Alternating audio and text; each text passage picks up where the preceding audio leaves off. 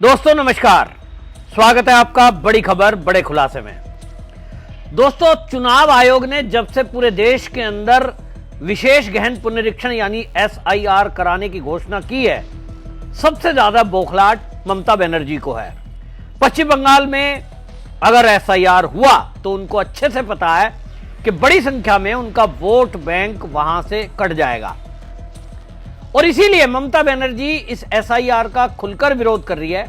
उनके सांसद संसद से लेकर संसद के बाहर धरना और प्रदर्शन कर रहे हैं और राहुल गांधी तो सुर में सुर मिला करके पूरे देश में वोट चोरी का फर्जी आरोप लगाते हुए सारे में घूम रहे हैं। ममता बनर्जी ने यह तक कह दिया कि अगर SIR हुआ तो हम एक भी वोट कटने नहीं देंगे।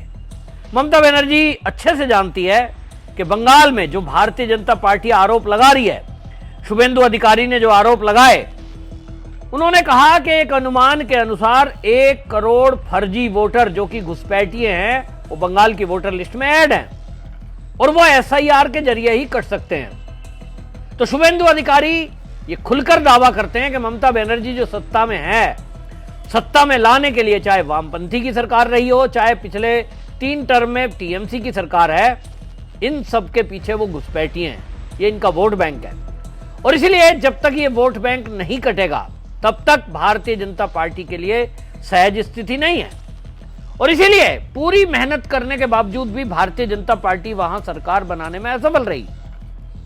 अब जब SIR की बात हो रही है तो वहां से एक चौंकाने वाला आंकड़ा आया कि जो बांग्लादेश से सटे हुए जिले हैं, उन जिले में अचानक से, अभी तो SIR शुरू नहीं हुआ, लोग नए वोट बनवा रहे हैं। और आपको जान के आश्चर्य हो जाएगा कि उन जिलों में जहां हर महीने लगभग अभी तक 100 एप्लीकेशन आती थी आम आदमियों की नए वोटर जुड़ने के लिए, अब वो 900 हो गई। यानी 9 गुना तेजी से लोग अपना वोट बनवा रहे हैं और वो भी उन जिलों में जो बांग्लादेश बॉर्डर से लगे हुए हैं। इसका मतलब क्या हुआ? इसका मतलब भाई अगर नए वोटरों में कोई जागृति आई तो पूरे बंगाल में आनी चाहिए।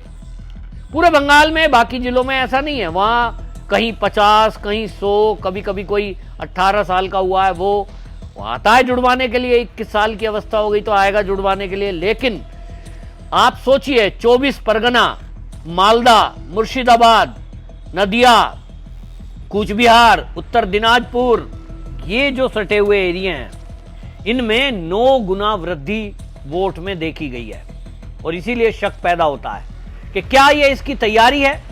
अब जो SIR में दस्तावेज देखे जा रहे हैं उसमें यह देखा जा रहा है कि पिछली बार लिस्ट में थे कि नहीं। ममता बनर्जी कह रही है जुड़ते रहने दो, कटवाएंगे हम नहीं। कहीं ना कहीं ये तैयारी फिर क्या है? अगर चुनाव आयोग SIR करता है तो क्या वो SIR करके इन घुसपैठियों को निकाल पाएगा? मुझे नहीं लगता है, क्योंकि कौन अधिकारी जाते हैं भाई? चुनाव आयोग नाम की जो संस्था है उसकी अपनी तो टीम नहीं है 10-20 लाख लोगों की, कि चुनाव आयोग नाम का एक संस्था है, उसके कर्मचारी हर राज्य में हैं और वो कर्मचारी ही जाकर जांच करेंगे। फर्जी दस्तावेज कोई बनाना अगर सरकार चाहे तो भाई वोटर कार्ड, आधार कार्ड, पैन कार्ड, बैंक का खाता, सरकारी जमीन के कागज, क्या देखते हैं? 10-11 दस्तावेज है जो चुनाव आयोग देखता है।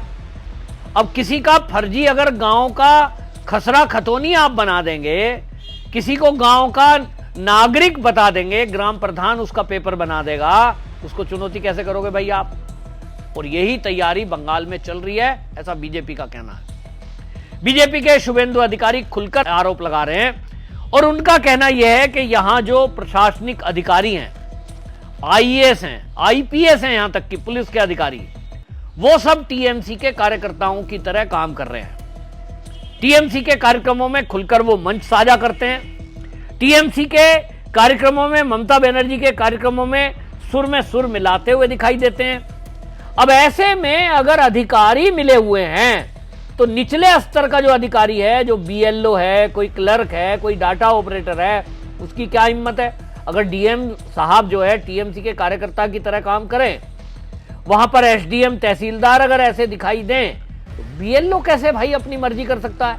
वो तो वैसे ही दबाव में रहता है। और अगर मुख्यमंत्री ये कह रही है कि हम एक भी नाम नहीं कटने देंगे तो अधिकारी की क्या हिम्मत के वो नाम काट दे? धमकी मिलती है, TMC के गुंडे खुलेआम धमकी देते हैं, सरकार हमारी है, चुनाव के बाद भी हमारी सरकार आएगी, फिर क्या होगा? और फिर क्या होगा देखा गया है। कितने बार वहां इस तरह की चीजें हुई हैं कि जो टीएमसी के लोगों की किसी ने बात नहीं सुनी उसको मार दिया जाता है। आप देखिए आरजीकर मेडिकल कॉलेज का क्या किस्सा है। डॉक्टर तो यही बताते हैं कि सीधा वहां नेक्सस काम करता है, मानव तस्करी करने वाले, ऑर्गन बेचने वाले, और अगर उनकी बात ना मानो तो फिर वही हाल करते हैं जो डॉक्टर का किया। ऐसा आरोप लग रहे हैं। अब इस मामले में आप देखिए, मैं आपको कुछ डाटा बताता हूं। इस डाटा के अनुसार जो अचानक से वृद्धि हुई, अभी तक 294 विधानसभा सीटों पर जो कुल मतदाता हैं बंगाल में 7,63,96,000, जिनमें 3,87,00,000 ये जो हैं पुरुष हैं और 3,76,00,000 ये महिलाएं हैं, जिसमें अभी तक नए जो जुड़े नाम हैं वो हैं 10,78,119। ये नए जुड़े हैं और ये हाल ही में जुड़े हैं। जो कटे हैं नाम वो 6,96,000, और जो मर गए हैं, जिनकी डेथ हो गई, ऐसे लोग 4 लाख के करीब हैं। कहीं ट्रांसफर होकर चले गए नौकरी करने, पढ़ाई करने, वो 2,86,000 हैं। लेकिन अब ये संख्या में बदलाव आ रहा है। लोगों को पता लग रहा है चुनाव आने वाले हैं। तो क्या टीएमसी का नेक्सस इस काम में लग गया है कि उनको अपना वोट बढ़ाना है, तो कुछ नाम कटेंगे तो कुछ लोग नए नाम ऐड करा दें? और इसीलिए लगता है कि जो बांग्लादेश की सीमा से लगते हुए जिले हैं उनमें जो तेजी से वृद्धि हुई है, शायद वो इसी प्लानिंग का हिस्सा है कि कितने भी नाम भारतीय जनता पार्टी के दबाव में चुनाव आयोग काटने की बात करे। हालांकि वो एक संवैधानिक संस्था, स्वतंत्र संस्था है, लेकिन आरोप लगाती है ममता बनर्जी। कांग्रेस भी, राहुल गांधी यही आरोप लगा रहा है, मोदी के कहने पे हो रहा है। अरे भाई, मोदी के कहने पे हो रहा है तो आप जुड़वाओ ना। चुनाव आयोग सीधी चुनौती दे रहा है कि आप एक भी नाम लाओ, आपको समय दिया गया है ऐड कराने का। आप केवल आरोप लगाओगे और भाग जाओगे तो नहीं चलेगा।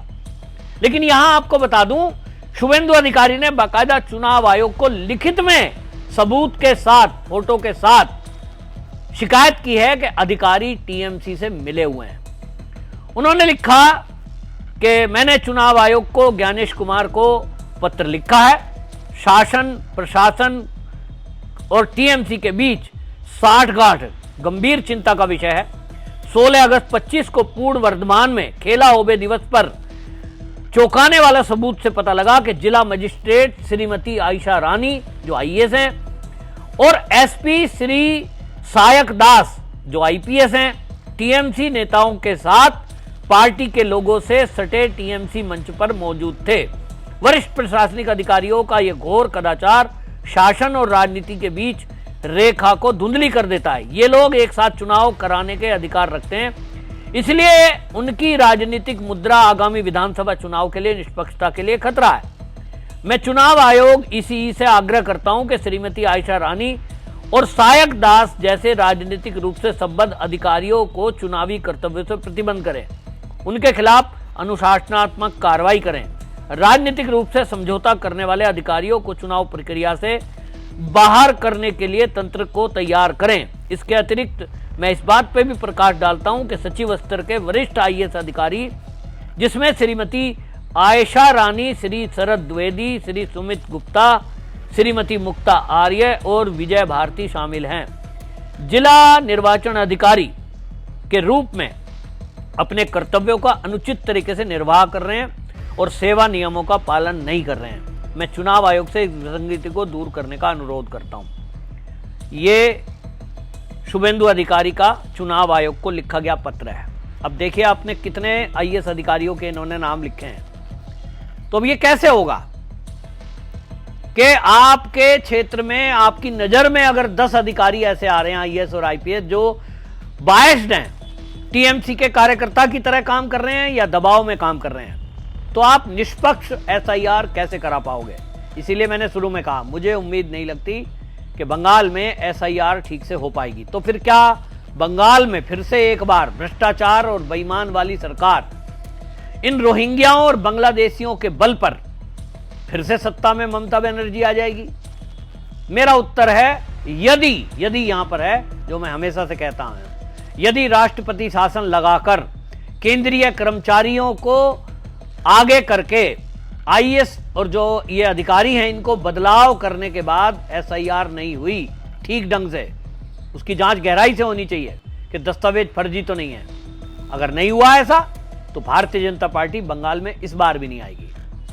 राष्ट्रपति शासन लगाकर जो बंगाल से बांग्लादेश का सटा एरिया है उन क्षेत्रों को तो बाकायदा सेना को सौंप देना चाहिए, घर घर तलाशी होनी चाहिए और जो जो मिलता जाए बांग्लादेशी घुसपैठिया उसको डिटेंशन सेंटर, जेल या बॉर्डर पार कराना चाहिए, तभी जाके बंगाल सुरक्षित हो पाएगा। वरना ये इसी तरह एक दिन देश से काट दिया जाएगा, ऐसा षड्यंत्र मुझे दिखाई दे रहा है। आपकी इस पर क्या राय है कमेंट जरूर करें, वीडियो को शेयर करें। वंदे मातरम।